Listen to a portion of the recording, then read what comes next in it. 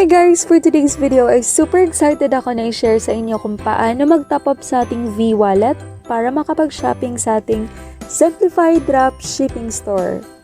So first, mag-login lang kayo sa inyong account. So ayan, once na nandito na tayo sa ating virtual office, ay i-click nyo lang ang menu bar sa taas.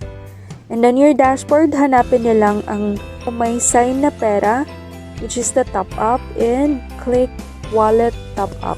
Alright guys, sa ating wallet top up ay meron tayong 3 ways in how to transfer our funds to our V-Wallet.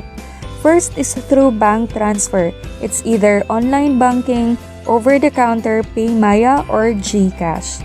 Next is to put the amount, let's say for example, 5,000. Tapos i-upload na natin yung proof of payment natin.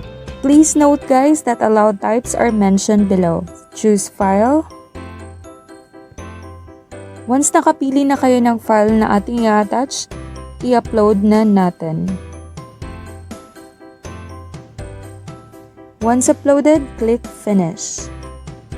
Next is through PayPal. Same thing, you have to enter the amount and click Finish. So after clicking Finish, madirect na kayo sa PayPal na site. So ang dapat nilang gawin is to fill up the necessary details like your first name of course.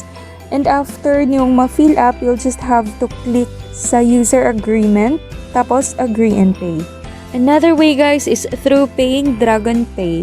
Ulit, ilagay lang natin yung amount, which is 5,000 ulit, and click Finish. So, dito sa Dragon Pay na site, makikita nyo may select a payment option. So, click nyo lang yan at diretso kayo sa baba na kung saan nandun ang mga remittances. For example, 7-Eleven, Bayad Center. So, i-click nyo lang kung ano yung most convenient sa inyo. So, for me, try ko lang yung sa 7-Eleven.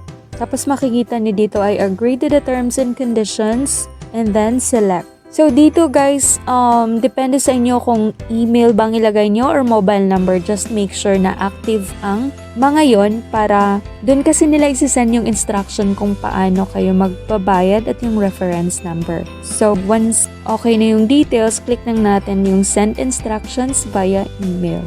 Okay guys, so check lang natin kung na-receive na ba natin ang email ng Dragon Pay. So to confirm, na-receive na nga natin siya. So i-click, i-open lang natin. So ayan guys, dear customer, good day and thank you for choosing our service. So itong naka-highlight ng blue, i-click lang natin. So dyan yung makikita guys yung instruction kung paano kayo magbabayad. So andyan yung biller name, yung reference number, yung amount na babayaran nyo, and the deadlines. So, just make sure lang na hindi kayo lalagpas sa deadline.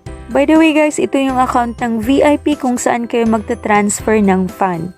And please be advised na yung top up will take like 24 to 48 hours bago ma-approve. But most of the time, less than 24 hours. Kaya make sure na yung i-upload nyo na picture is malinaw para hindi siya matagalan. And kung gusto nyo ring i-check yung status, just go to your top-up report at makikita nyo kung pending siya or approve.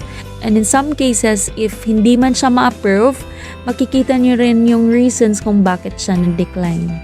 And once successful yung top-up nyo guys, it will reflect on your V-Wallet. And congratulations, pwede na kayong mag-shopping sa ating dropshipping store. So, punta na tayo. And congratulations guys, enjoy your shopping. If you like this video, please give it a thumbs up and subscribe.